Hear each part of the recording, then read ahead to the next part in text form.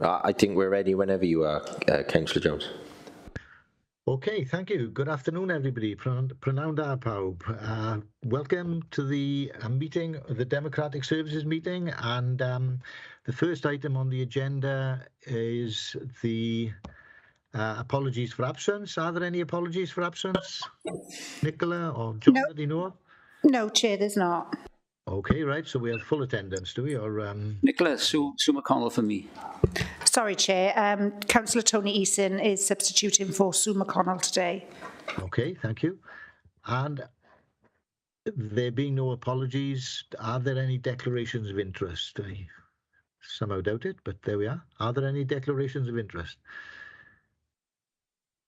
Okay, let's move on then to item 3 on the agenda, which are the minutes of the previous meeting. They've been circulated, and is everybody happy that these minutes are signed as a true and accurate record of the previous meeting?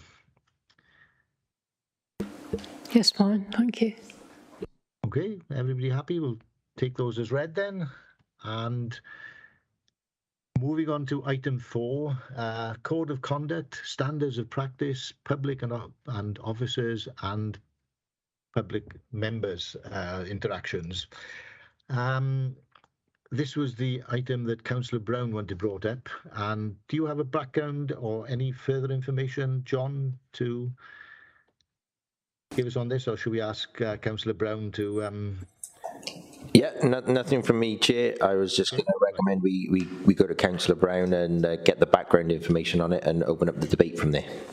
Okay, thank you. Councillor Brown, are you happy to give us the background to your request for this then? Yes, thank you, Chair. The request was based on the idea that the Constitution covers the code of conduct between members and officers, but there isn't any code of conduct or agreed policy with regard to between the public and officers and between members and the public. I appreciate that this code isn't necessary most of the time, but I think it will be helpful, particularly in relation to when controversial issues come up, that we do have some sort of code that's applied across the board, so that it applies equally to everybody. I know that other local authorities such as Gloucestershire have this type of code, and I think the NHS often have codes to deal with the fact that they want everybody. We want to treat the public with respect, and we want the same thing back. And often in surgeries and places like that, you see that the staff are supported by the organisation to say that they won't.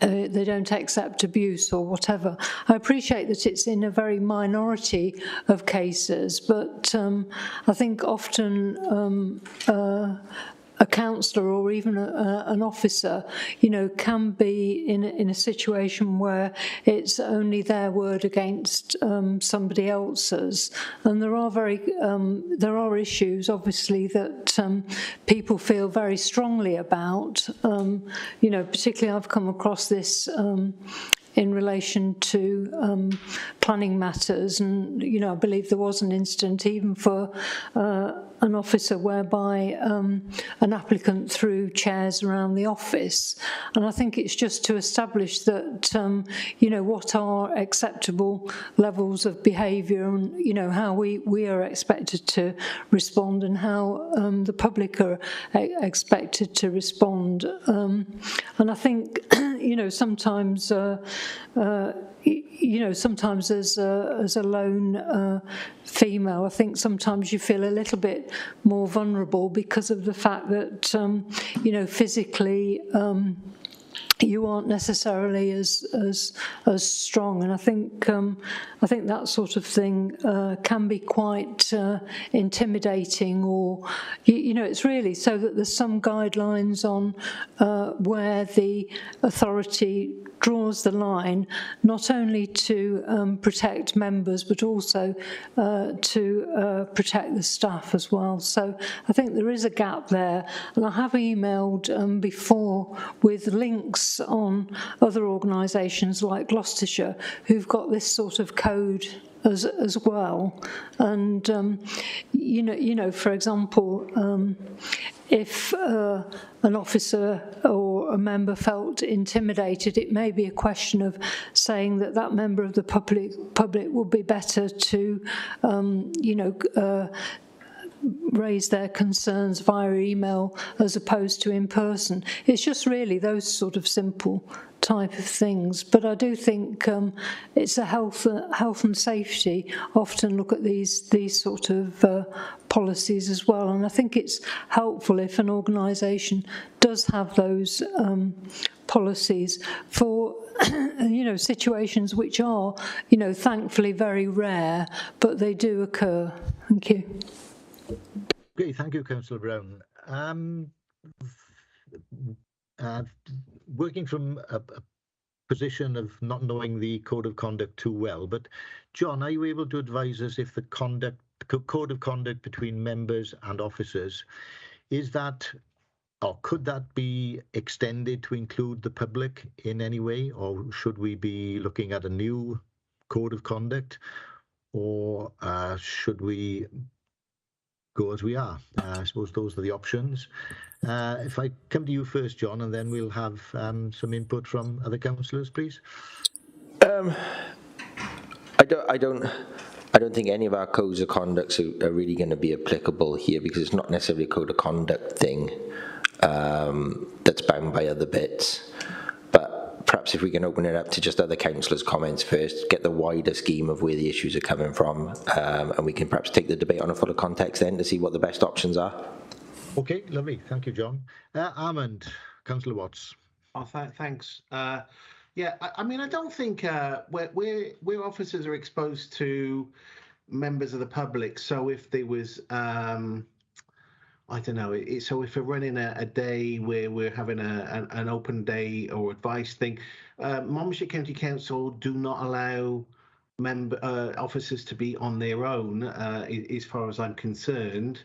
That's the best of my knowledge. So, for example, we don't run a polling booth with one single person, or any kind of consultation. I don't ever recall that's happening.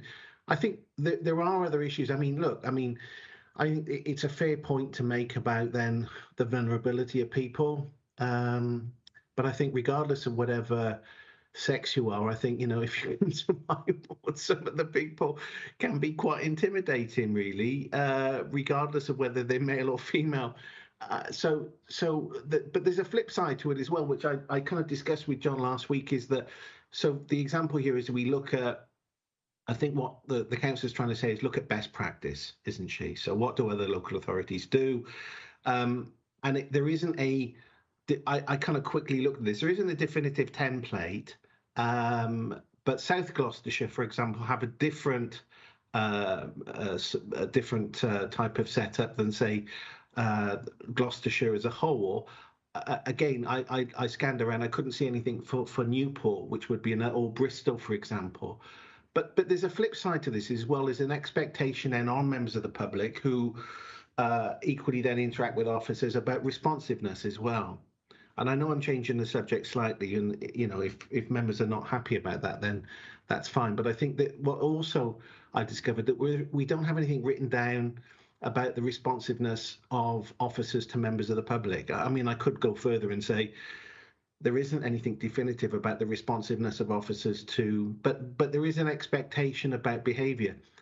Overall, though, I think if there are issues historically between officers and members, or officers and members of the public, or members of the public and councillors, Matt has done a great job at historically advising all members.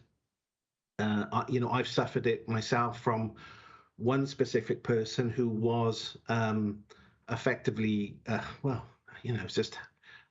absolutely just got fixated with me, phoning me up every day, asking how I was. It was a bizarre situation, and in the end, I had to cut off all contact. But I took advice from Matt, and Matt's there to do that.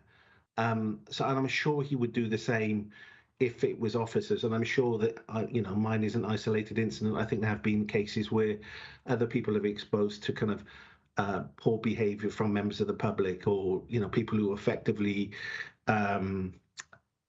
very, very upset. But if it was, sorry, I'll finish on this, is if it was an issue where members of the public were smashing the room up, or where there was, we've had MPs, haven't we? It's well known about the tragic vulnerability of members of Parliament, where they've been exposed to extremists, fundamentalists, whatever you want to call them. Then I think then that's clearly a police matter. Sorry if I'm broadening it a little bit. I do apologise, Chair. Okay, thank you, Councillor Watts. Members of the committee in the chamber, I don't have you directly on screen, but I have Penny now. So presumably Penny would like to make a contribution. Thank you, Penny.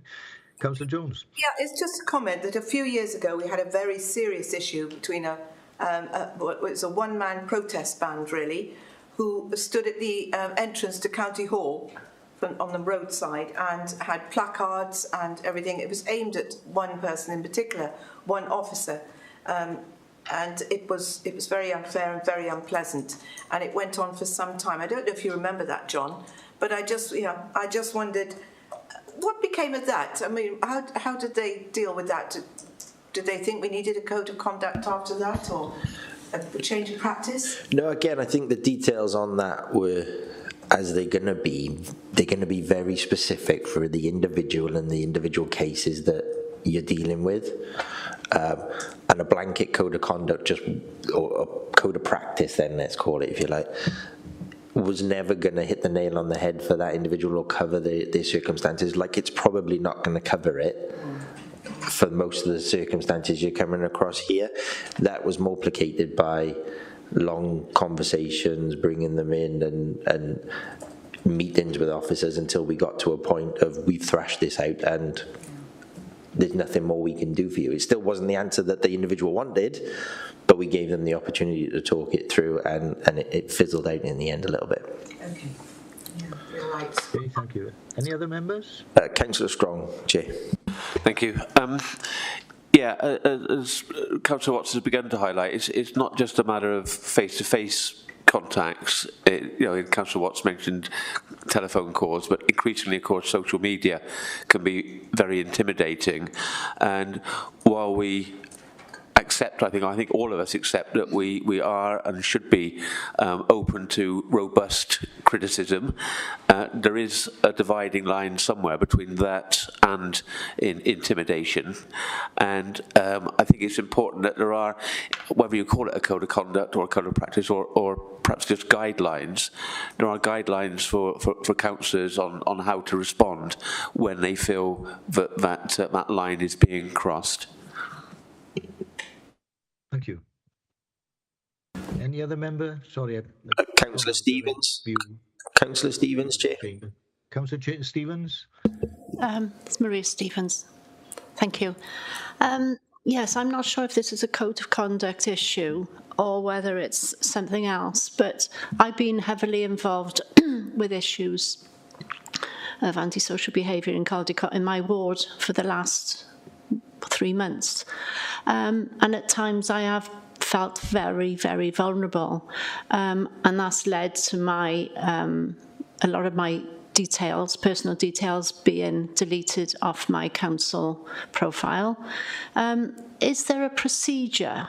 And why I'm saying I'm feeling vulnerable, I can put my laptop on and I'll have lots of emails along with security photographs. Police have been involved heavily with what's been going on, but I just am feeling very, very vulnerable. If culprits who are being investigated by the police find out about me and I'm supporting the police with evidence and things like that, is there a procedure? Do I need to contact county about it? Or, well, that's it really. I'm not quite sure it would come under the code of conduct, but I just feel as if I need to know something more about what I can do to maybe protect myself, because a resident did have her life threatened, and that's why I made it a little bit more serious.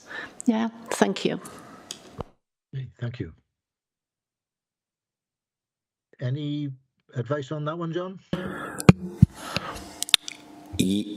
I would. Matt's got his hand up at the minute. Okay, right. So probably go to him, and then he had a hand up earlier on, and we'll go from there. Sorry, Matt. Okay.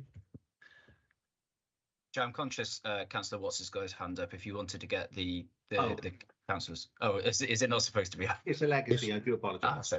Historic hand.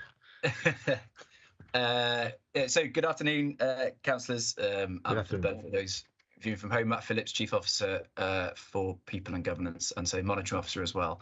Right, trying to take this in a degree of order in terms of how the things came up. I've looked at the South Gloucestershire. Well, actually, no. I'll go to Councillor Stevens' point, which will probably assist. No, this isn't. So, code of conduct is the document, is the doctrine that we have imposed by law, which holds councillors to an ethical framework. So, this isn't specifically a code of conduct discussion for me, because we're not talking about councillor behaviour here. The South Gloucestershire example that Councillor Brown has raised is part of the corporate complaints and a kind of customer service construct. And that's, I suppose, where there becomes a bit of a demarcation in terms of how far an organisation go in terms of representing councillors. Because what we have in that circumstance is county councillors are mentioned, but it's not a standalone policy that deals just with the behaviour of members of the public. It's linked to 4 other of their corporate complaint constructs, so the same as we have like children's services, adult services, corporate complaints. There is one on there about warning flags, which I've tried accessing, but I couldn't get the link to work, so I'm not quite sure what that one's about. So we have the same thing. We have our corporate complaint process, which is where members of the public can go to complain about stuff that the council is doing. If it's something to do with a councillor's behaviour, then they go down the code of conduct route, and that's where the ombudsman comes in. So within that framework, we have the ability to deal with those individuals who have exhausted our complaints process and are getting to the point, and it could be threatening behaviour, it could be repetition of an issue that has been dealt with in the fullest possible way, something that that would have gone through stage 1, stage 2 complaints through to the ombudsman, returned, and what have you. And it just gets to a point where we have to recognise, with limited time and resource, the focus has to be on where we can assist people rather than with legacy issues that have kind of run their course. So in that sense, we have a framework within which we can capture some of this. I know ours doesn't talk to county councillors in the way that South Gloucestershire's does, but I think we can apply it in the same way, where there's that repetition, or there is an issue that has been dealt with to the fullest of its extent. The problem comes into some of the things that Councillor Stevens has mentioned, but conversations about Councillor Watts has mentioned as well, and I've had this conversation with others, especially around kind of election time and campaigning, when it gets into that individual challenge that councillors face, or actually potentially candidates as well, so not necessarily councillors already, because it's a lot more in the individual space in terms of how councillors have to be able to put themselves out there with members of the public and be accessible, and have to be able to carry on constituency work completely unfettered by any policy frameworks and stuff the organisation can have. Or put more simply, I can't write a policy that ties councillors into a certain way of dealing with their constituents. It would be the organisation overstepping.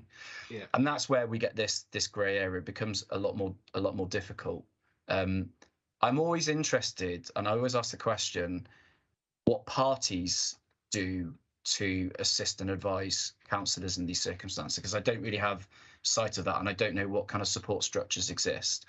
But as Councillor Watt said, I'm always available to have that conversation, and generally it's about trying to find that line between, there comes a point when very simply this is a police matter. When you reach a level of seriousness where the organisation is simply not going to be able to assist someone. But I would always set out some of the law that sits around this. So Protection from Harassment Act, the Malicious Communications Act, these are the kind of pieces of legislation that exist to provide the police a framework within to operate if there is kind of that individual abuse or threatening behaviour going on. And that's before we get into threatening abusive behaviour, public order, even into the kind of assault space where, you know, the police would have responsibility. And so the advice I would always give is contemporaneous, consistent records of these interactions. One, sometimes even two kind of instances, it's quite hard to get a bit of traction, say, with the police. But when you start building up a pattern of behaviour and what have you, then it allows you to step into that space a lot easier. But that's where it becomes very hard for the organisation to provide that kind of representation and assistance. And Councillor Jones's point about the our protester, yes, I remember that quite well because I was involved in the final meeting we ever had with the individual. And that was actually quite a good example of someone who, actually the placard used to contain the names of a number of officers, but equally had it contained the names of councillors as well. I think it would have applied. We went through our corporate complaints policy. We went through the whole process. It was available to go to the Ombudsman. We basically got to a point where we had exhausted what we could do. And so a final meeting was actually put in place by the chair at the time when it was Councillor Clark, which I attended with the individual, and it was explained that this was the case, and that's where it left. It wasn't an easy conversation, but it did, because we have that construct. It allowed it to be brought to a close in a way that we simply were not capable of continuing to engage with this person because we had exhausted everything. So there is a framework, but it's very much in that kind of corporate space. But when it comes down to individual councillors and how you interact with your constituents, that's where it can get a lot more difficult. But I would always make myself available to have a conversation and assist if required. And I think just assisting, because this whole access to information and what have you, you'll be aware that we no longer have the need to put individual addresses out, and we've removed some of that information from the website. I think with the advent of Teams calling, it allows you to split how you will receive calls, so you can see that stuff is coming in on a work basis rather than having to use personal numbers.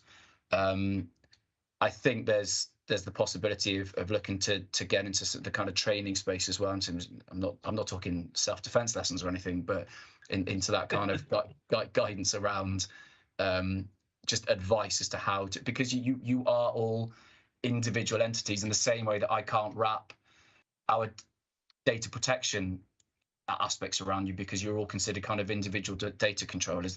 That's where we get limitations on how we can act. So I hope that assists and speak to some of the points. Okay. Thank you, Matt.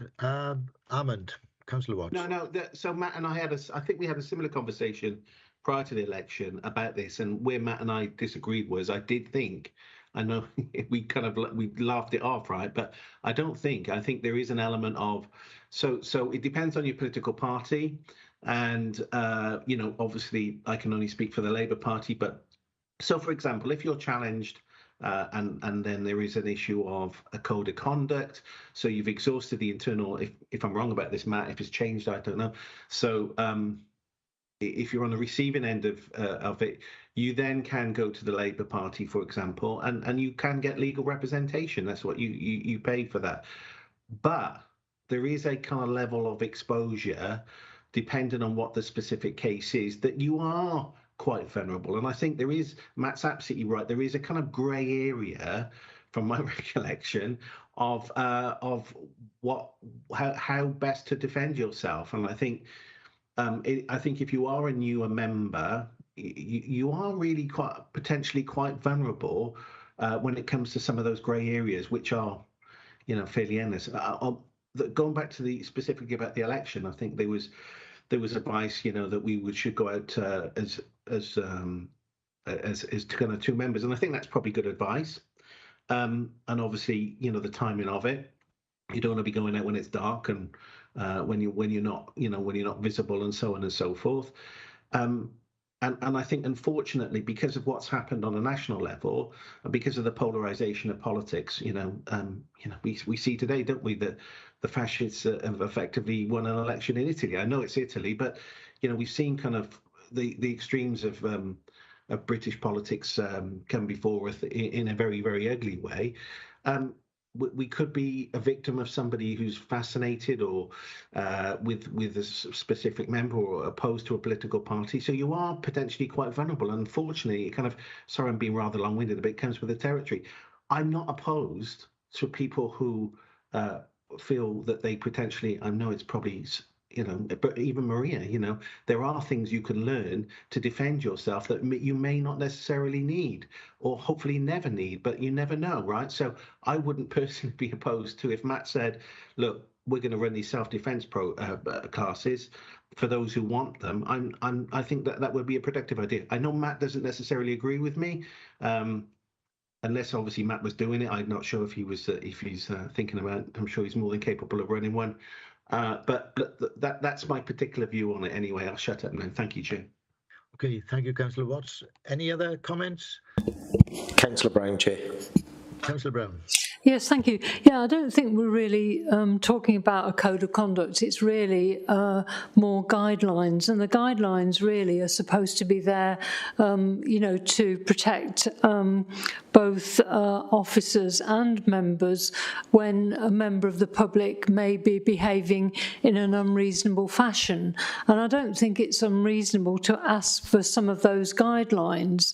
It's all very well talking about the Protection from Harassment Act, but that Act refers to harassment being both a civil and a criminal offence. Now, I think there's a tendency for Monmouthshire to concentrate on the criminal side of the Harassment Act and say that, so this is a police matter. Well, we probably all know that, the police are very, very busy and, may not want to take this into account. So I think there is the civil side of harassment as well. And I think Monmouthshire washing its hands of that particular aspect and not offering both officers and members support, quite frankly, isn't good enough. And the unwillingness to actually look into some guidelines, I think, is systematic of that type of approach, because I think both officers and members deserve more support from the organisation than they've got in the past or that's being proposed at the moment. Thank you. Thank you, Councillor Brown. Any other comments? Yeah, if I may. So I'm not sure if there's no proposal here. And this is kind of like what I don't understand. I'm sorry, is that this is quite an unspecific. This kind of opened up in debate. We weren't really sure what this was about on the agenda, and then we've come to with the greatest respect. There doesn't seem from the person that's submitted this any firm proposal. So whilst we can reflect on it, and I think it's an interesting conversation. I'm not sure where we go. I'm sorry, I'm not doing a chairman's job. I do apologise, Chair, but I don't know. There isn't any proposals. Right. Just a comment from me in the sense that I went to the bank the other day and there was a notice there saying that any basically antisocial behaviour directed towards staff could result in the account being closed and so on. Now, I appreciate we're not in that sort of arena, but equally, if we had notices like that in offices that we meet the public, that might be helpful. But equally, we don't tend to meet members of the public, who certainly the ones that may be offensive, anywhere other than possibly in the street or wherever we might encounter them. So what would a notice of that description of any sort help in any way, do you feel, Councillor Brown? I think I did actually send emails with links on sort of guidelines on this, and I would have thought that we would have got an officer report with actually putting forward suggestions of what was put forward in those particular guidelines, as opposed to an open discussion without, as you know, Councillor Watts has said, without actually looking at it. I mean, I've sent emails with links and ideas, but you know, unfortunately, none of it seems to have been taken up. And I do think it's an important issue, really, in terms of, you know, what members of the public can expect from councillors and what councillors can expect from members of the public, and the same in relation to officers and their interactions with the public. So I don't think any of this is unreasonable, and I'm sorry to Councillor Watts that there wasn't any particular report on this, but I did send a number of links with reports and guidelines, and unfortunately we didn't get a solid report back, which is unfortunate, and it's a shame that it's all being brushed off, which I think is the direction of this discussion. And you know, I'd hope for something better. Thank you. Thank you, Councillor Brown. I think the discussion has been useful this afternoon in opening up the topic and giving us a direction as to what help might be needed. Is there any help now that the officers, I'm looking at John and Matt in particular, that might be able to offer any suggestion or help in the suggestion that Councillor Brown has just made? Yeah, Chair, we just got Councillor Jones first. Wants to... Okay, sorry. Councillor Jones? Thank you, Chair. Well, it's just an idea that surely we could put a piece onto the website, on the Monmouthshire website, to say, you know, much like the sign in your bank, only perhaps a little more detailed, saying that bad behaviour from the public will not be tolerated, etc.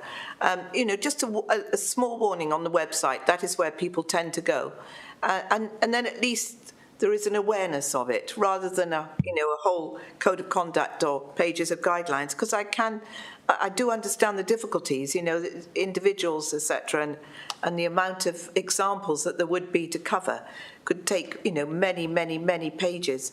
But, you know, let's have something, some kind of warning or some kind of awareness, and surely the website would be ideal for that. Thank you. Thank you, Councillor Jones. Councillor Watts? Yeah, in an attempt to be helpful to tell this off, I mean, I don't want any, you know, this is a serious subject, right? So the last thing I want is, so, you know, in a meeting like this, is for a councillor to bring this forward who's genuinely concerned about it, and then have to apologise to me because, you know, that there isn't enough detail there. That please don't ever apologise for an issue as serious as this. In an attempt then to be constructive and put a proposal down, why don't we then put this back onto the agenda for possibly the next meeting or the meeting after, with a view then to looking at best practice?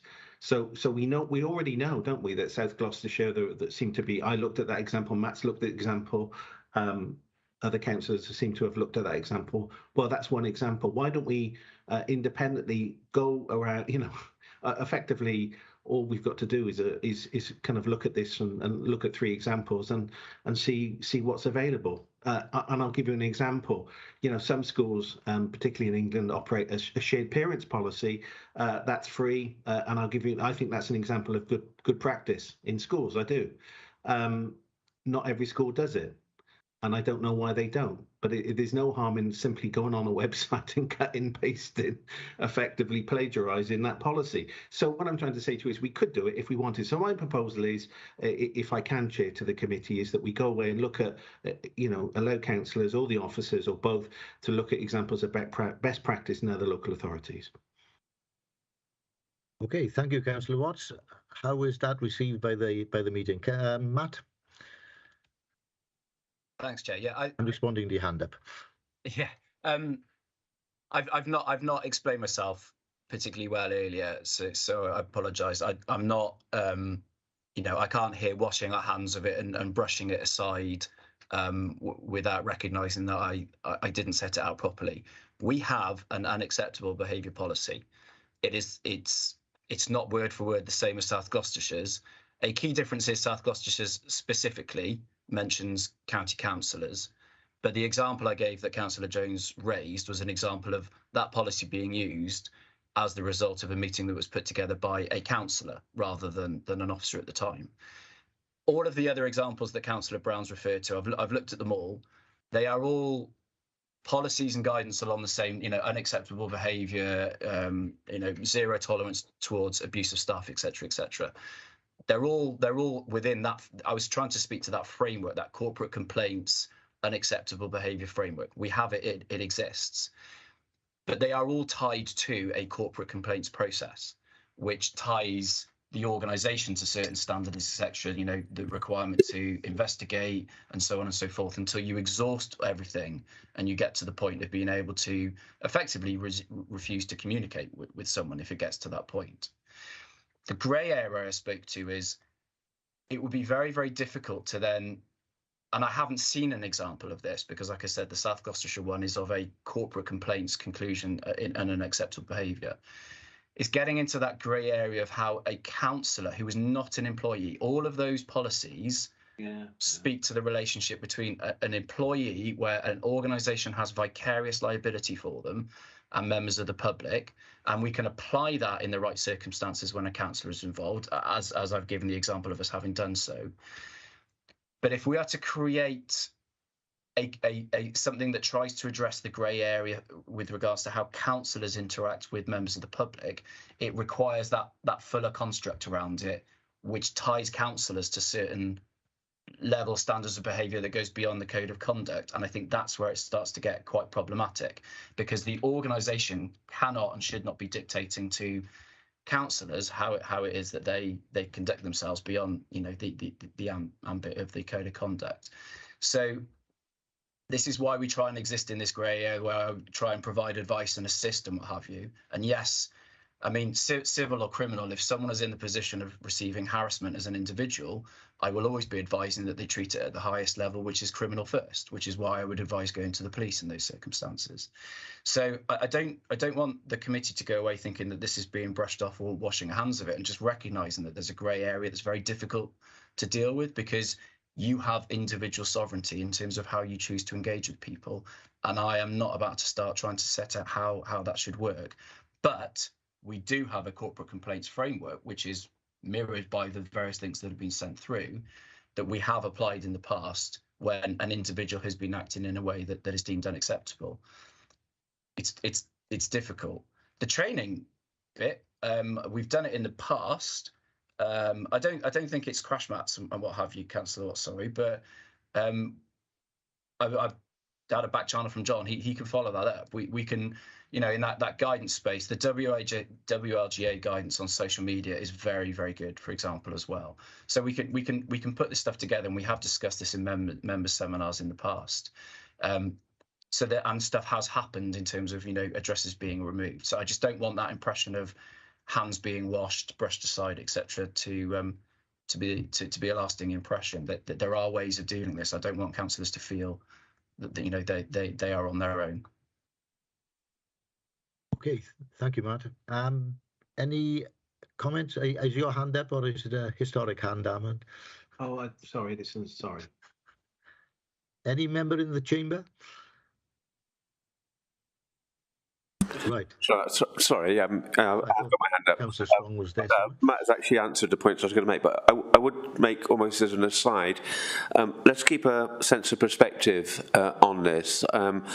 Councillor Brown has raised important points that need dealing with, but it is not an everyday experience for us that we are suffering intimidation or whatever. And I wouldn't want, if the press are listening in or whatever, for the headlines to appear, councillors discuss self-defence measures and or the rest of it.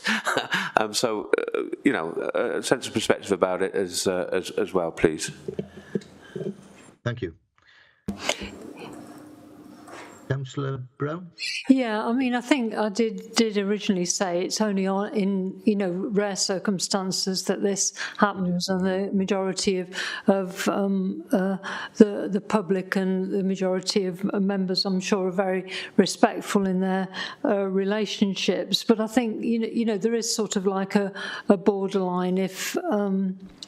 Members of the public are recording conversations with people who ring them and things like that without the person's knowledge and that sort of thing. There is a sort of a borderline over which things shouldn't pass, really, in a sense. And I think it is one of those issues that I think some organisations deal with this quite well, and just saying, we expect the public to treat staff and members with respect, and I would expect to do the same back. So I think that's one of it's these borderline issues where you go beyond what is deemed to be acceptable, like, delivering things at the bottom of your drive that don't belong to you and things like that. So I think these are sort of, the difference between sort of public and private space as well. Thank you. Thank you. Now, we've had a proposal from Councillor Watts and we've had a suggestion from Councillor Jones putting something on the website. Would that help to inform the public? Because to me, it strikes me then that there's a communication issue, possibly, that this information needs to be communicated to the public, the vast majority of whom probably adhere to it anyway, but it's those few that don't that we're trying to appeal to. So will they look at the website and look at the warning? Matt? Chair, can I suggest we take a leaf from what Gloucestershire have done, given that we have the unacceptable complaints policy and it's on the website and it's in that kind of customer care place. First of all, we could link it elsewhere if it sits within the Dem Services space. I can't expand the remit beyond corporate complaints, so I can't take it into like a councillor code of conduct space. But we can ask the owner, so Annette Evans as the customer relations manager, to include county councillors in there, as well as the fact that he just refers to staff. I mean, that's effectively the difference I can see between ours and the way that Gloucestershire's is written. It's how I would expect to apply ours, but we can specifically make reference to councillors as well. I'm not sure. Sorry, if I may, Chair. I'm not sure. Does it matter specifically refer to? But it was broader, wasn't it? That entire policy. So in fact, I accept your point, which is that if it goes above and beyond the expected legislation, or the legislation that's expected of our behaviour is expected to adhere to, then you're into civil kind of issues, really, aren't you? So we can only kind of as far as kind of we're concerned, we can only adhere to the code of conduct, and anything beyond that is out of our remit, really. And if you're saying that you believe that South Gloucestershire, and of course you're the legal expert, right? So what do I know? But if it goes beyond that, then we can't, we can't impose that, even if we consider it to be an example of good practice. So I'm almost, I am conceding to your point. I think if it oversteps into civil matters or kind of criminal matters or kind of legal issues about investigations and so on and so forth, well, we can only adhere to the law, right? If I may, Chair. Yes, certainly. So the policy I'm referring to sits within the customer relations space and talks about corporate complaints. So that would be a complaint about something that council has done, as opposed to the behaviour of a councillor, which would sit within code of conduct. So it talks to abusive procedure, abusive behaviour, refusal to accept an outcome, unreasonable pursuit and repetition, that stuff where you've exhausted everything. So I think we can apply it to how someone is engaging with, say, a councillor alongside maybe other aspects of the organisation, which is what Gloucestershire have done, without needing to turn it into. I think that the grey area that I can't get into is what Councillor Watts is referring to, is when it's a little bit more individualist about potentially constituency business or conduct during an election campaign. Just to be clear though, you're talking about South Gloucestershire, right? No, Gloucestershire, I think, was the link that was sent. Can I come in here? Matt, are you basically saying it's as simple as taking our own unacceptable conduct policy and just adding "and councillors" to where it says officers? Is it that simple?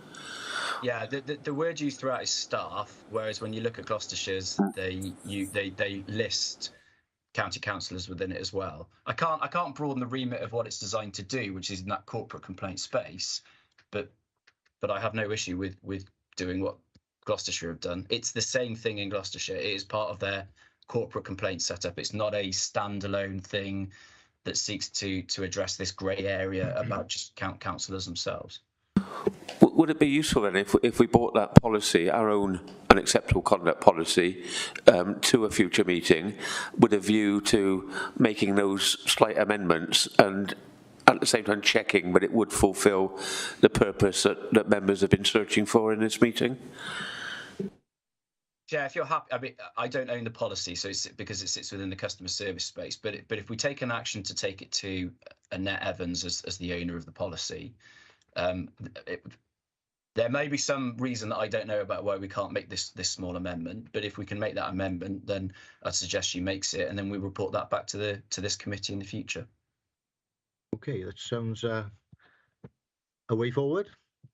Everybody reasonably happy with that, with what is proposed rather than the policy? Yep. Okay, right. So we look forward to the policy being presented as an item on the next agenda, then, or a subsequent agenda. Okay, thank you, Matt, and thank you, members. It takes us on to the next item on the agenda, I believe, which is the members' support information.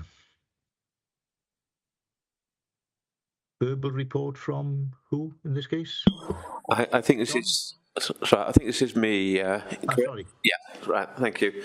Sorry, Councillor Strong. Yeah, I've raised this because it's an issue that's been raised through me from a number of different councillors, and it's particularly an issue given that we've got a lot of new councillors, including myself, this time round. Although it's not exclusively new councillors that have raised it. It's really about how we can proceed as councillors with casework in terms of contacting officers, making requests to officers, raising issues with officers. And I want to stress that none of this is a criticism of officers either individually or collectively. It's more about how the system is working and whether the system can be sort of smoothed out a bit. What we're finding as new councillors often is it's sometimes difficult to find who the best person to go to is. We have directories, but the directories quickly go out of date. Also, the job descriptions on the directories are often too vague to work out who does what. I tried, for example, to find out who the tree protection officer was.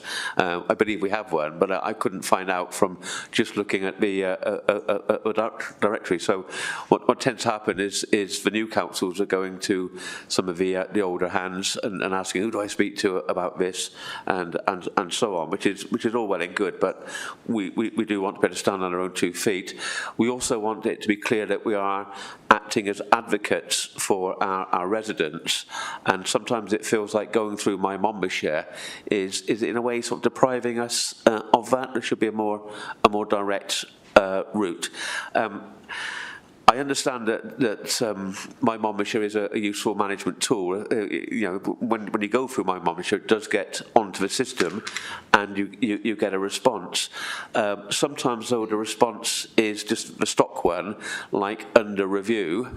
I've had one that's been under review for 2 months. I'm sure there are people who go well beyond 2 months, but it doesn't help me in replying to a resident as to what's actually happening. Having said that, occasionally, when you put something on my mom and she, you will get a more detailed response by email. A grass cutting one might say, yes, this is due to be done on our autumn programme, and it should be done or will be done later this month, or whatever. And that's better if we do get that sort of response. But a simple, the automatic algorithm under review type response does leave us a bit exposed to criticisms from our residents that we aren't doing anything. And of course, we're rather in the front line more than officers on this, particularly in the sort of social media age, where what would in the past have been a phone call between two people rapidly becomes a very public thing. So I'm just making an appeal, really, on behalf particularly of the new members, but not only the new members, to see what we can do to improve that sort of situation. Okay, thank you, Councillor Strong. John, may I come to you and...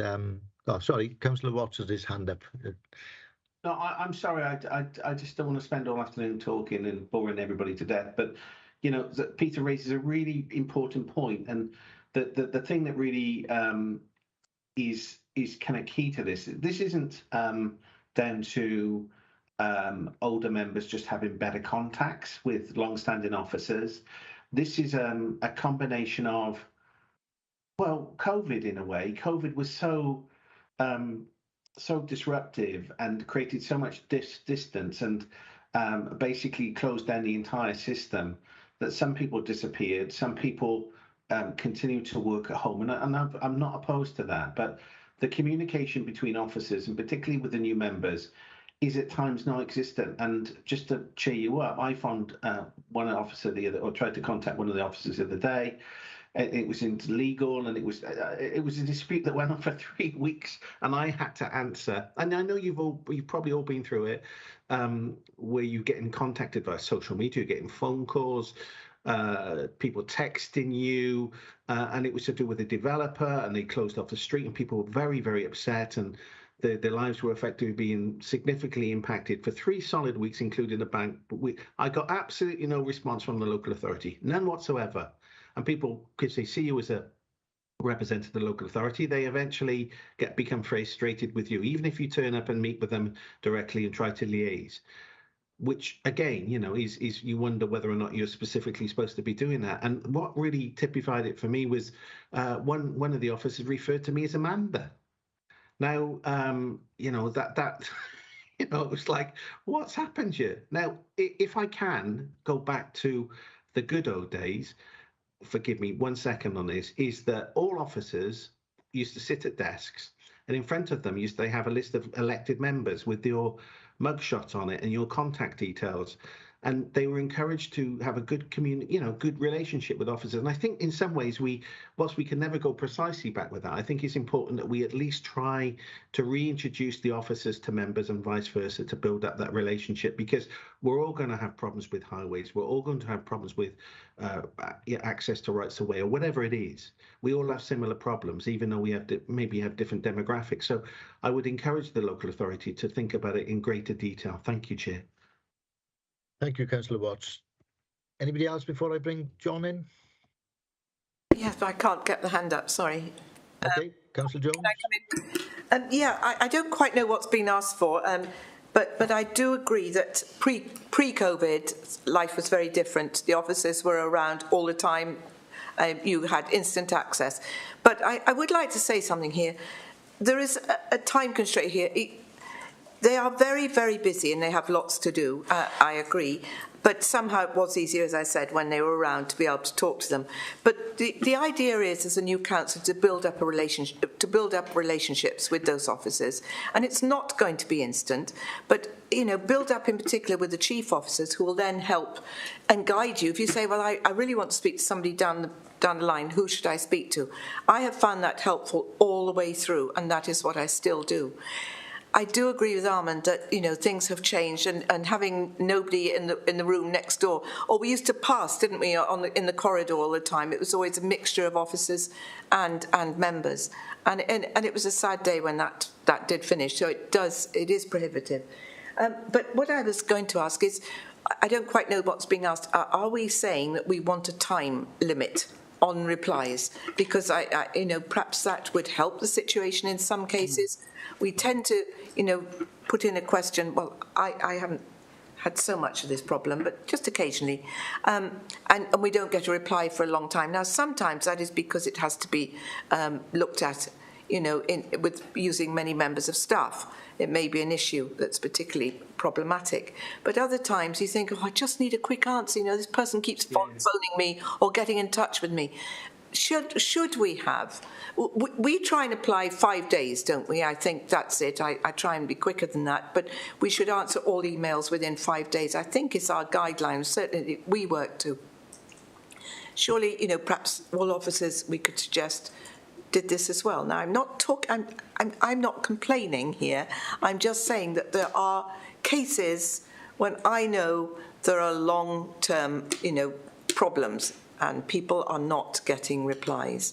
So should we, as a service, as Democratic Services, request that there is a timeline? It would certainly be useful. I can relate to much of what you said, Councillor Jones.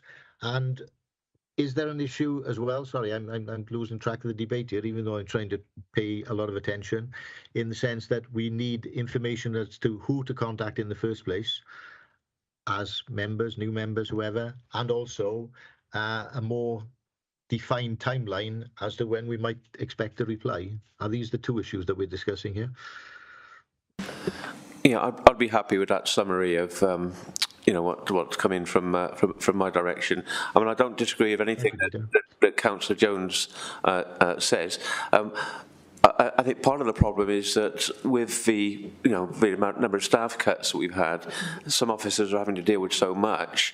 I mean, there was one head of service that I sometimes feel like I need to contact him 20 times in a day. I won't name him, but he'll recognise all the different jobs he has under his umbrella, and that is a problem. But if we can just have the awareness of the way it looks from the councillor angle, and where possible, that those sort of steps that you've summarised, Chair, can be taken, that would be a great help. Okay, thank you. Anybody else before we go back to... Oh, right, okay. Was there somebody else? Yes, please. Yeah, I did put my hand up, actually. Yeah, I think I can understand the where Councillor Strong is coming from, in the sense that it is difficult often to know who to contact. I mean, obviously, as a previous councillor, I have got to know some of the officers and what they do, but I can think of 2 instances recently where I've asked for information on who deals with what, and I've had no responses. And, I've sent follow-up emails and still don't know in more specialised areas who in the council deals with those particular issues. So I think having some sort of deadline in which to respond, and perhaps a bit more detail on the more specifics of which officers deal with what would help, because even though this is my second term here there are some specific aspects that I'm not entirely sure who actually deals with those within the council. And, I think it would be helpful to have that. And, I mean, it would be great if we could have a deadline that said that, you expect a response within a week or something like that. But whether that's going to be feasible or not, I don't know. But on my Monmouthshire, coming back to that, I do find that difficult to use, because it's not so much reporting it's actually the map, and I have a real problem locating the actual spot where it should be, and occasionally I've got that wrong, and quite some time ago, when I was very new to it, I got a response back to say, even though I'd described where the location was, I got a response back to say, well, this isn't in our county, because I couldn't get the map spot right, and asked for a photograph as well. Well, you can't always give a photograph, so I think it would be better actually if we could almost cut the map out, because I actually find it a bit of a nuisance when you're trying to report things, and if you've got you know, 3 or 4 different things to report, it can take an awful long time to actually go through those and, you know, try and find a postcode that's in the local area so that you can try and pinpoint a map somewhere, you know, within a mile or 2 of where you're talking about. So I think getting rid of the maps actually would be quite helpful. Thank you. Thank you, Councillor Brown. Councillor Howells. Yeah, thank you, Chair.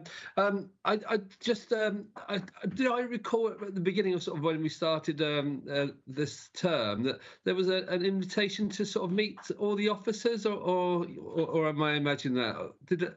Was there also a visit to the sites and things like that got cancelled or something? All those things would be quite beneficial to us, certainly our new councillors. Maybe an open day or something like that. That just one specific day. So, yes, that's my suggestion anyway, or that would be beneficial for me. Okay, thank you, Councillor Howells. Chair, if I may, what we could do is we could line up all the officers in a room and inspect them, couldn't we? Thank you, Councillor Watts. Yes, that's a great idea. It's worth considering sometime. Yes. Yeah. Thank you, John. Yeah, I threatened to include you now a few times before somebody else put their hand up. I know. I don't think I can get dug out anymore, can I? So I'll come in now. Yes, Councillor Howells, there was the sessions to meet and greet with officers that we put into the initial induction programme. I think the result of the election, the sudden change in the structures and the 60% turnover in members impacted on how we could deliver that at the outset. But I'd mentioned it to Councillor Strong this morning in a chat with him, and I think that might be a helpful way of bringing things forward, of working from the top down. Who's in charge of a service? What services are they responsible for? Who sits underneath them? And then phase 2 of that then could potentially be who sits underneath those again, just to put names to faces. Names to faces has been the biggest issue, I think, for a long time, even before COVID. I think once we'd left the old county hall, which was way back when, and I'm not trying to hark back, once we split up into regional offices, it became a lot more difficult to keep track of them. There is a new hierarchy coming out with pictures of all the officers on and the managers. I don't think it goes right down to officers, but I'm not suggesting we need that. What I'm thinking is you just need an awareness raising of who is responsible for what. When you're not getting a response where you want it, who do you go to get your response, and how do you work your way up the chain? So when we spoke about this in the previous term, because it's come up before plenty of times, there hasn't been one way of placating all members with a system. The old phone directory was the old favourite, but by the time you printed it, it was out of date straight away. Teams offers a different solution, and there is a way of looking through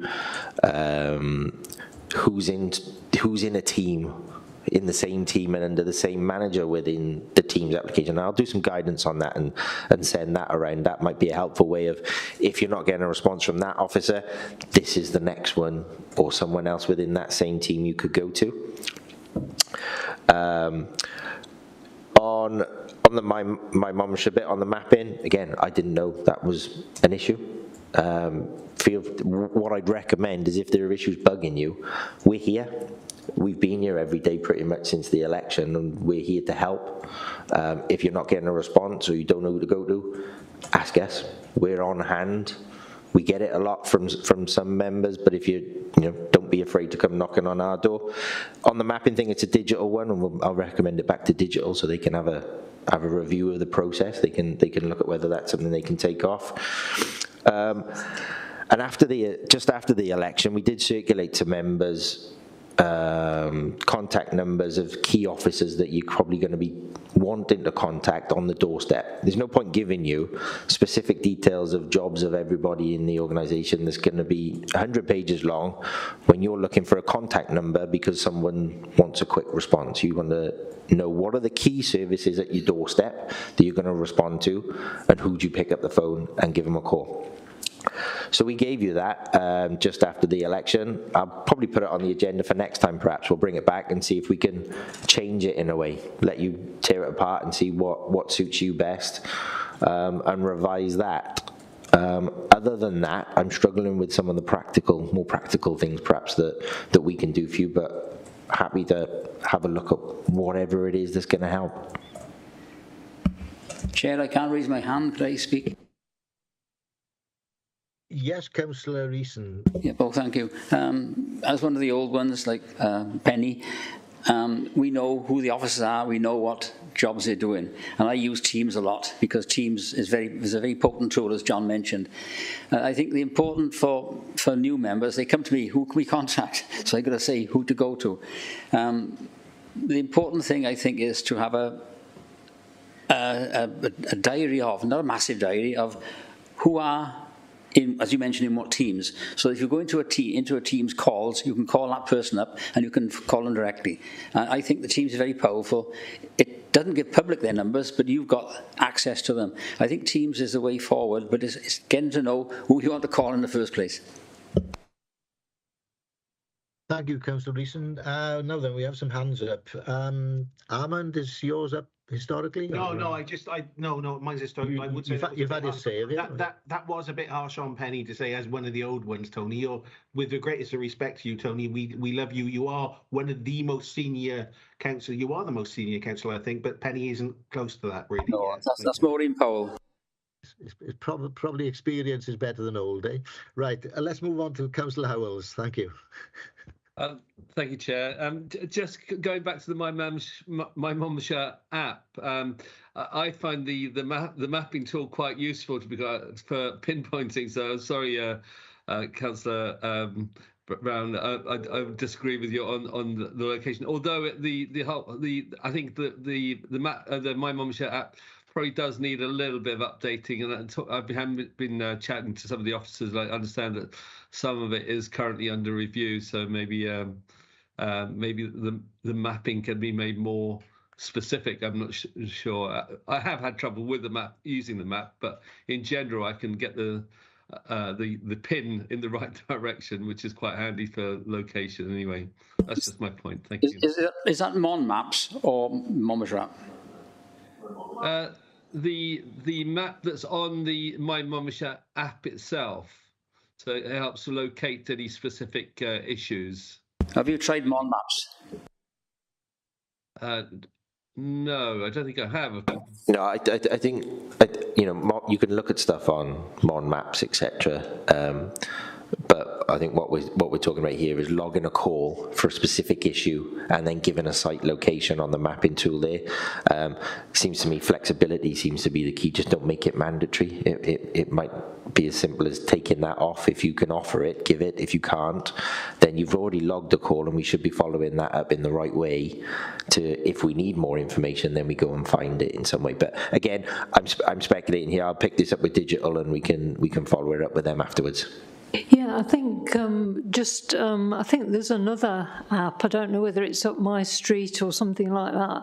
And it was far easier to actually pinpoint where things were, because it actually magnified to a point where you could get to a street level to actually, mark in the thing. And I don't think it's much more difficult to do that on the My Monmouthshire map. Thank you. Okay, thank you. We've had a good discussion on the subject. We've had an offer of help from John to bring to the next meeting. Is there anything that anybody would like to add now before we conclude this item? I got one thing, John, Chair, which is, I think, going back to what we were saying about having a morning. I don't think it would have to be the entire morning, but I think for all members to get together, because we haven't. It's still unusual. That I find it unusual that not all the members have had time, really, even though we've had elections in May, to have a chat. The people in my own political party that I probably had 2 conversations with maximum, and I really don't know any of the Conservatives. For example, I don't know Councillor Howes. Probably haven't had a conversation with you, Councillor Howes, have I? So, the point is, I think it's a good idea we all to get together, but also put the officers in the room, and we can, allow those, the thing to manifest. So you're introducing people. I don't think that's properly happened yet, and I don't think that that good old-fashioned putting people in the room and letting them have a conversation over a biscuit and a cup of tea is quite a good thing, isn't it? Any comments? I'll come in there, Chair. Only on, and I didn't address the point around sort of the induction tour around the county and visiting key sites as well, because part of that we were going to build into meeting the Mon Life team in the leisure centres, because they're sort of in the nicest way, at arm's length sort of attachment to the council, in that they are out and about, and it's addressing those issues where we've got staff out and about. How do you get to meet them if you're only coming into County Hall, say, for meetings and things like that? So the induction tour, we will pick it up again. It was cancelled because of bereavement with the officer who was going to run it, and there was a lot of question marks over councillor availability at the time after the election, with everybody just getting used to how much time and effort and work commitments and balancing up when was the best time to do it. Were we going to divvy it up by political groups? But then we wanted everybody to get together to meet those concerns that you've just raised, Councillor Watt. So we'll pick it up again, definitely review it, and we'll bring a firm proposal back next time on the tour and how we can deliver face-to-face interactions. Okay, thank you, John. Okay, thank you. Right, let's move on then to the next item, if everybody's happy to do that. And the next item being Elections Act 2022, voter ID. Well, if previous items on the agenda have been a bit, I won't use the word confusing, but difficult to arrive at a conclusion. Over to you, John. Tell us about voter ID then. Thank you, Chair. There's nothing to come out of this other than to raise awareness amongst members on what's actually coming in. We don't have any control as it's not a council policy, it's not a cabinet decision. This is government legislation that we will have to deliver however they come up with it once all the relevant legislation is in place. For England, the reason I'm bringing it now is it's coming in for the English local elections in May 2023. But at any point between now and 2025, we can have a general election. And at that point, voter ID will be required anytime between, like say, now and 2025, whenever that election is called. So voters will be required to attend their polling station. There'll be an extensive list of photographic ID that they have to bring with them. Most of it will just be passport and photo driving license. There's a list of exempt items as well, so student cards, rail cards, they're not allowed, even though they may be photo ID cards. And we can also use expired ones. The biggest issue for us as a Welsh local authority, we're running this on the election with the highest turnout and the potential to be turning away a lot of electors from polling stations and able to vote. Not through any fault of us as a local authority, it's just us implementing the legislation. It's just voters unaware that they need to bring with them on that day the ID that's required of them. Yeah. If anybody hasn't got ID, they'll be able to apply to us for a certificate that they can use in place of their photo ID. Again, that's not necessarily a simple process. They'll have to give us a photograph. We have to attach that to the certificate, upload that online, and then wait for that central process to filter that document to them. So if someone came to County Hall, for example, in person with all the relevant information, we still can't give them their certificate to take away on that day, which is going to be a big frustration to voters who would be expecting it. If I was a voter, I'd be expecting that service. If I've come to see you and I've got everything I need, why can't I do it? The reason why they're not allowing it is because there'll be security information built into those certificates that are going to be centrally issued, which means reproduction isn't possible. And that's all we've had on it on that information so far. The deadline for applying for ID, if they don't have it, is going to be 6 working days before polling day. and I can already see the headlines, if I'm honest, that someone's applied on that last day, and we have a bank holiday generally on the Monday before the election, and what if it doesn't turn up to them? What do they do in those circumstances? We haven't had the answers from the Cabinet Office on those, or DLUC, as they now are, on those proposals.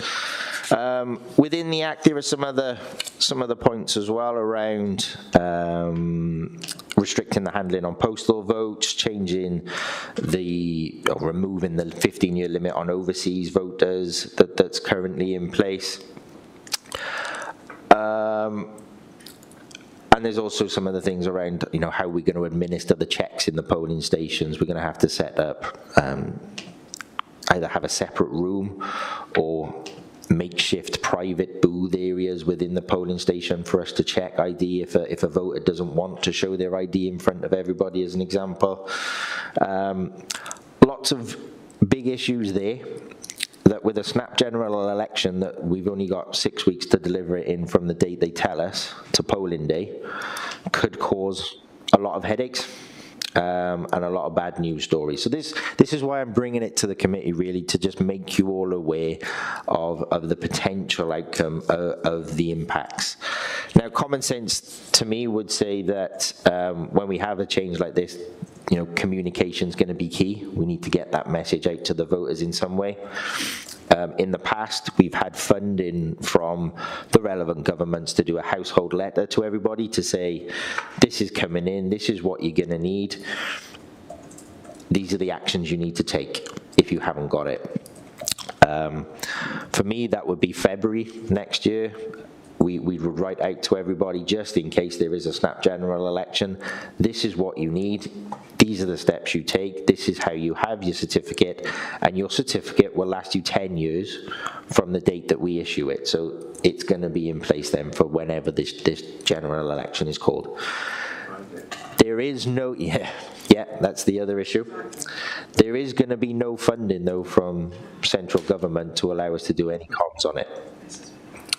It'll be up to us, and whatever the Electoral Commission's national campaign is as to how they want to inform voters, that's a big part of their role. Whether that'll be good enough, I'm not sold on it yet, is my view. And then obviously for us, just in terms of administration of all those, we're going to have to review every application that comes in for voter ID.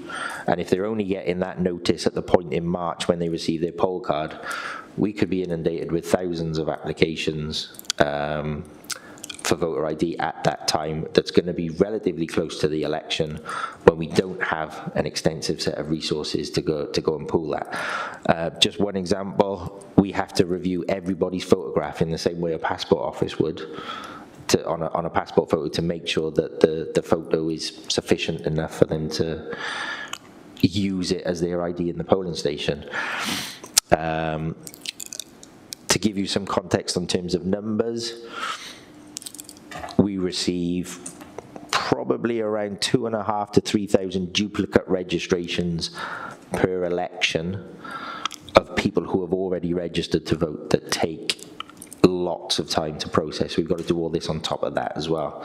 It's going to impact on everything, because our ability to respond to it, which is our priority, is it getting these voter ID out, or is it getting people to the polling stations and information they need to cast their vote? But it's putting it on your radar. It's making you aware of what's coming in. There will be a point where I'll probably bring something back to let you know exactly what it is we're doing and how we're going to do it. But because of the potential for a snap general election, it's just worth raising that now. So if there are any questions, then I'll take them. I can see Penny's got one. Well, it's more of a comment. I mean, with Monmouthshire is going to be probably worse affected by this, because we're such a rural county, or one of the worst, sorry, but also our demographics, the age of the population. It's really going to affect you. It's going to be hard to get that message across in some areas and with some of the population. So I was going to say, when you're going to start, and you've answered that by saying February. Do issue? As I said, common sense would say we would start in February, but without that funding arrangements in place, I was going to say the starting point at the minute, based on the information we have, will be the poll cards hitting the door, which will be dependent on the date that a general election is held. So we've got the cost, we've got the admin problems, and in particular we're having the problem taking away democratic services away from the members, because you are going to be so tied up. So your question, Peter, your comments earlier about not being able to get help, we're all going to be affected.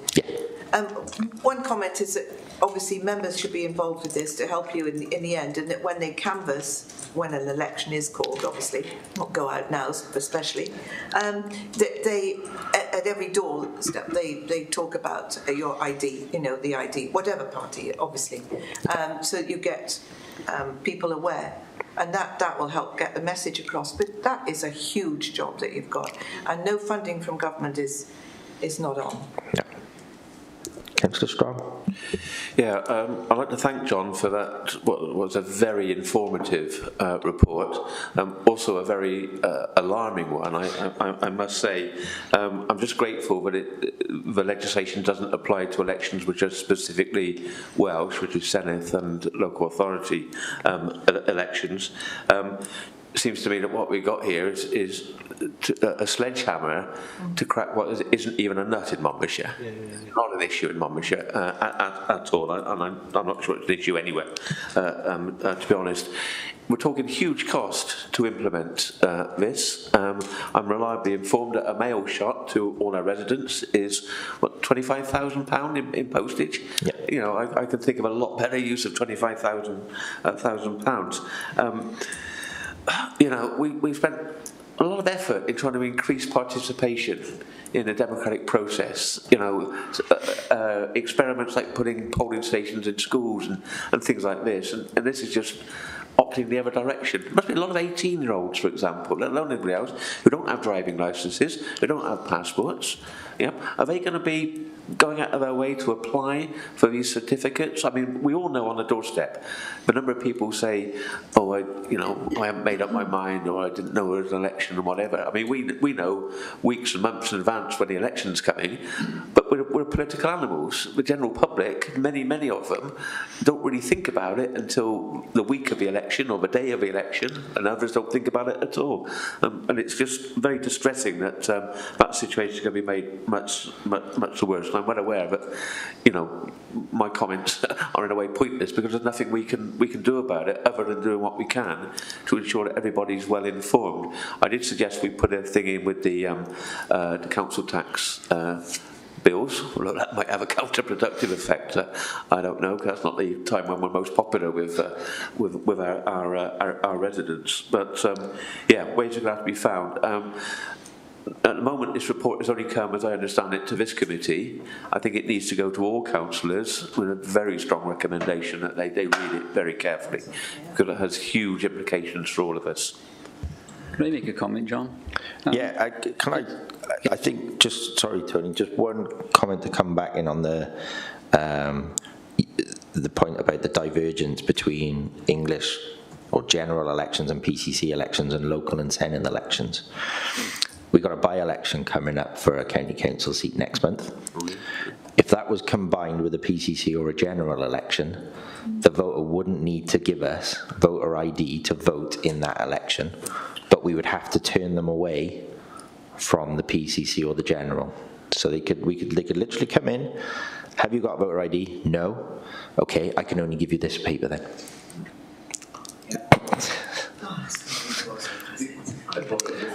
Councillor Brown. Yeah, there does seem to be a bit of an anomaly, not including local and Senedd elections. I mean, obviously, the difficulty is communicating this to people as well. And I just wondered, obviously, the cost of the mail shot. I think Councillor Strong made a sensible suggestion with regard to council tax bills. To see if that could be combined at the same same time. But I mean, obviously, things like press releases on this presumably would be at a less of a cost to the council, to try and get the message out. I mean, my concern is that people may turn up at the polling station and have forgotten their particular ID, and then basically, because they're busy the rest of the day, end up not voting at all, which I think is, one of the main concerns. And I mean, if it's possible to get these IDs sorted out well before any elections are called, it's probably better to do that so that it can be done gradually, if there's any way of thinking of doing that rather than putting all of that pressure on yourselves and the election team, between whenever the polls go out and an election takes place, because I can imagine people will find this very, very difficult, and it might just be they turn up at a polling station and have just forgotten to take any ID with them, and it could be just as simple as that. They've got it at home, and then perhaps they go out in the morning, it's sun shining, and then in the evening there's a hailstorm or something, and then they don't bother to go again. So I think it's difficult enough to get people out to have the enthusiasm to vote in the first place, and I'm just a bit concerned that this might result in a poorer turnout. Really, that's my concern. Thank you. Yeah, I'll just pick up on obviously with the press releases and everything else, when the election date is known, I think that's probably the biggest issue for us, is we don't know when a general election is going to be. The last one was December 19. We could end up with a winter election again if they wanted to. And putting out a communication in the council tax leaflet in March when we've got a December election isn't good, because, like a passing comment we just heard in here, what happens when they've had their voter ID in March but they've lost it? They've got to reapply again anyway further down the line. At least for the English authorities for next May, they've got a fixed date for their election, as we did for our locals last year or this year. And you've got a timescale you can work it around. So in that instance, council tax leaflets would work. It's going to hit the doors mid-April time. It's going to help a little bit, but it's still going to be in a key lead-up time to polling day as well. There is no easy answer. Like I say, we'll tie into whatever we can, but not knowing the polling day is going to be a big issue for us. Councillor Watts, have you got your hand up there? Yeah, I mean, it's appalling, really. All the members know how difficult it is to try and enfranchise people, younger voters, and then retain the older voters. Well, what's the point? What's the point, they say.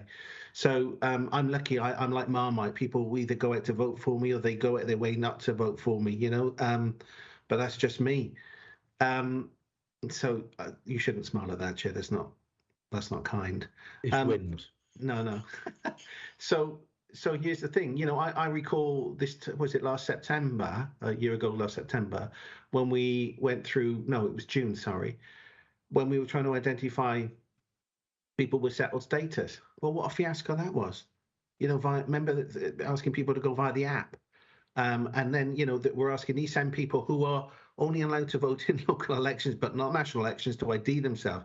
Now, I know in some of those countries across Europe, they're used to having ID cards as well, so maybe there is that cross. But we're effectively disenfranchising those people again.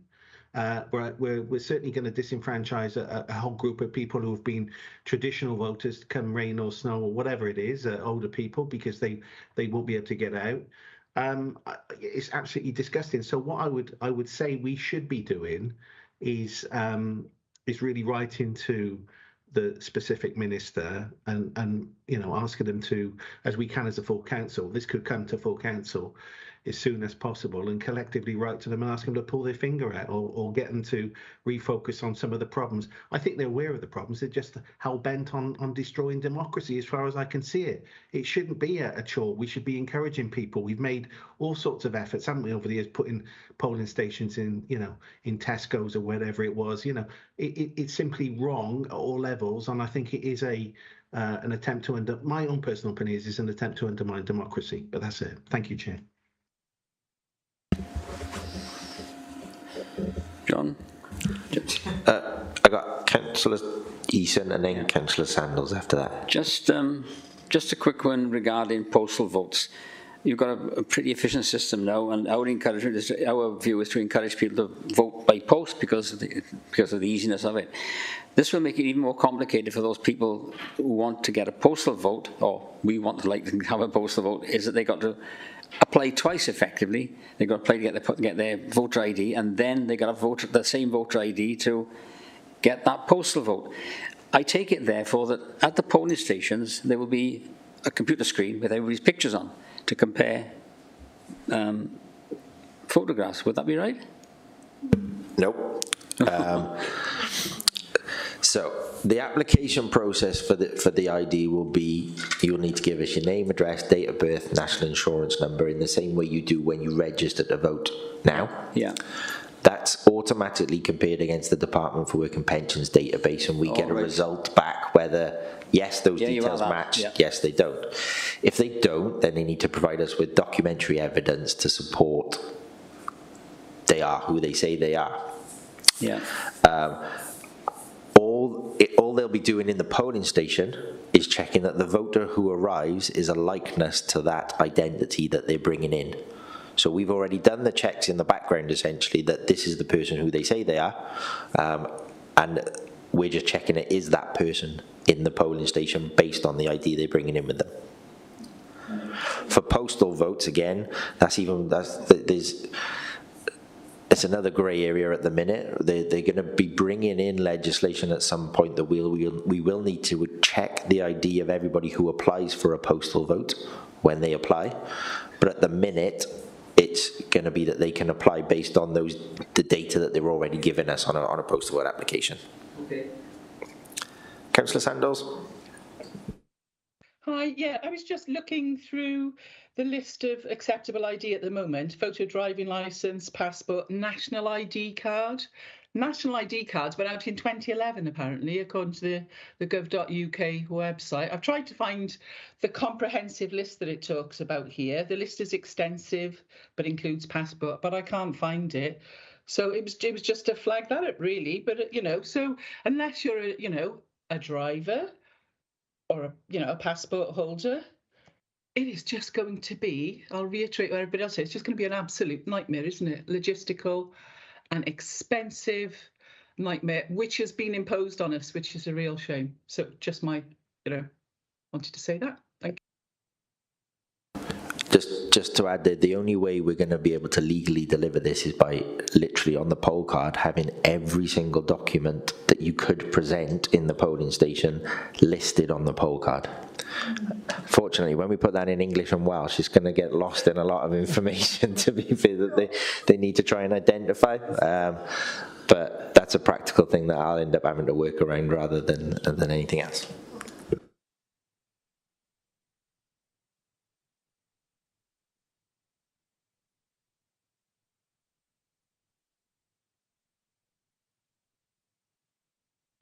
John? Yeah. Councillor Davis? Chair. Thank you, Chair. I thought I'd just provide a slightly alternative perspective on the legislation in the interest of balance. And believe me, I have every sympathy with council officers from an electoral administration perspective. But I wanted to put on record my support for the legislation, not least because I think it's important that the UK's electoral system is both secure and accessible. As has already been noted by other members today, there are already checks in place to confirm a voter's ID or identity if they're voting by post. But there are no similar checks in place at polling stations. And whether we like it or not, that does make our polling stations in this country vulnerable to voter fraud. And indeed, there is a long-standing precedent elsewhere within these aisles in Northern Ireland, for example, where it has been mandatory to produce an ID when voting since 1985, and that, of course, being updated to photographic ID in 2003. So there is a long-standing precedent and experience of adopting and implementing the system that's been enacted by this legislation. And whilst I'm the first to acknowledge that, thankfully, we have low levels of proven electoral fraud here in this country, voters should feel confident about the integrity of their vote when casting their democratic opinion. And it's no wonder, as far as I can see, that the legislation commands broad public support as a consequence. Now, we already communicate with prospective voters via the annual canvass, which seems to afford an appropriate and a cost-effective opportunity to remind voters of this new legal obligation. As Councillor Strong and others have observed, we communicate via council tax bills, not to mention, of course, the weekly newsletter that we receive from My Monmouthshire, which again could carry and incorporate any updated guidance to all households. So believe me, whilst I have every sympathy with officers from an electoral administration perspective, I think the communication challenges which have been outlined are not necessarily insurmountable. Thank you, Chair. Thank you. Chair, do you mind if I just respond to Councillor Davis there? Yeah, John, sorry, yes. Apologies if you think the report was written for sympathy for us. It certainly wasn't. But I think the potential of these proposals to have a bad negative effect within the press and the publicity around it, which will fall back on us as a local authority in delivering those elections, has a high impact that members need to be made aware of. And that is why I feel it's important that we share the information with members at this stage.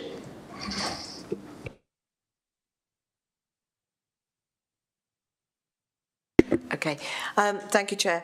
I just want to make the comment after Councillor Davis. Yes, change may be required, and I don't think that's really the argument here. I think we're talking on behalf of a very small local authority.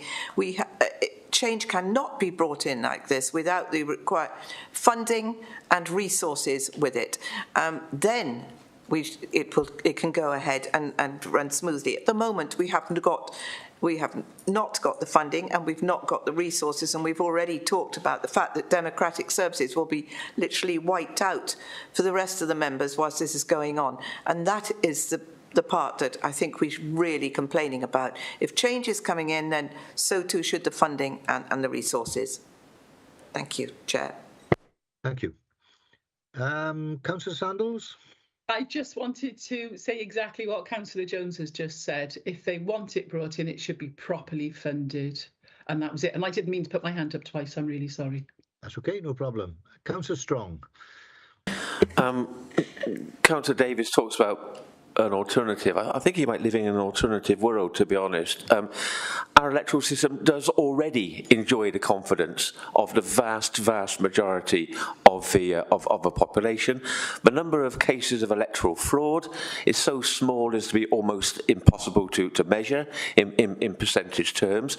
I'm sure he knows that you can use the press, you can use our email weekly newsletter that we put out, but we're still not going to reach all the methods we use. We're still not going to reach a significant proportion of the population, particularly those who live more difficult, vulnerable, and sometimes chaotic lives. The very people that actually most need services from the local council and from the government. I go back. This is a sledgehammer to crack what is not even a nut. And you know, there are much more serious issues that should be being addressed here. Okay, thank you, councillors. I can see that there's a dilemma for the Democratic Services team, and part of that would be to communicate the code of conduct and expectations of the public when they turn up and not being able to vote, I suppose. But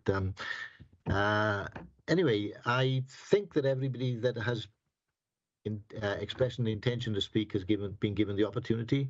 And thank you, John, for giving us an insight into the issues relating to voter ID. And I'm sure that this will surface again, hopefully with time to do something about it rather than an election being called in the next few days.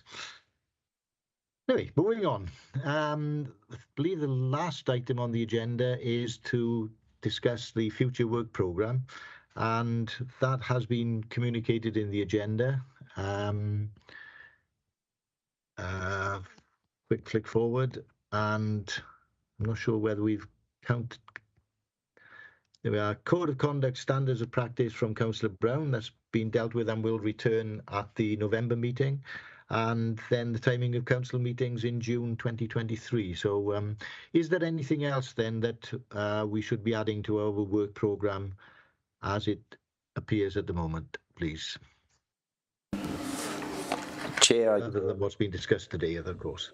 Chair, I did say I'll add on there, obviously, the contact sheet for members, and we'll bring that back at the next meeting as well, just to see how we can review that to make it better. I think as well I'll be adding, hopefully for the November meeting, a discussion around the potential to change the council's voting system to STV from first past the post. We're having discussions in the background with Cabinet around bringing that discussion forward at some point during this council term, and it'd be good for members to just hear how the process will work, what process we'll have to go through to change that decision, and give a timeline to it as well. So I'll add that on at some point. Okay, thank you. Any member wishing to add something else to the workload? Can I say, on the timing of council meetings, I think perhaps we should discuss that a bit earlier than June, because as I understand it, our remit from the full council meeting was to look at it again, ready for implementation of any recommended changes by, what would it have been, July, I think, maybe June, July, but around about that time. It's we've already seen from discussion at full council, this is a difficult problem to resolve, perhaps an impossible problem to resolve, but we do need to start thinking about getting the views of councillors and getting those views together and trying to thrash out some sort of best solution as we can at an earlier stage. Okay, are we happy to add that to the meeting before the June meeting? Sorry, Chair, can I just come in? That would be implemented in September, I presume, the start of the new term, not July. Well, whenever. No, July is the end. The calendar goes from diary. Sorry, goes from September. Sure, I'm not suggesting earlier implementation, just earlier discussion of a difficult problem. No, I just thought it ought to be corrected. Okay, thanks. I think what we'll do, Chair, is we'll bring a draft diary for whatever we are, 23, 24 in November, and then we can lead the conversation on there and however we want to progress from there when we've got some actual dates and times in front of us. Okay, excellent. Thank you, John. Councillor Davis. Thank you, Chair. Just a very quick one. I'm not aware whether this is a matter necessarily for this committee or indeed a future work plan, but I note today's news that the Welsh Language Commissioner has imposed 15 enforcement actions on the council for alleged non-compliance with its Welsh language standards. I just wonder whether that's something that this committee may wish to pick up, or might the officers provide us with a report to provide further reassurance to members that we are, as a council, abiding by our statutory obligations under the Welsh language measure. Thank you. Thank you. John? I'd probably suggest that it would fall within a select committee rather than a democratic services space, or would be a council report that is going directly to council for consideration, rather than something that falls within this space. But I can check with the officers and see where we go from there. Okay, thank you. Anybody else with any suggestions for the work programme? Okay, the last item is to confirm the next meeting date as being the 21st of November at 2 p.m. Presumably 2 p.m. is okay.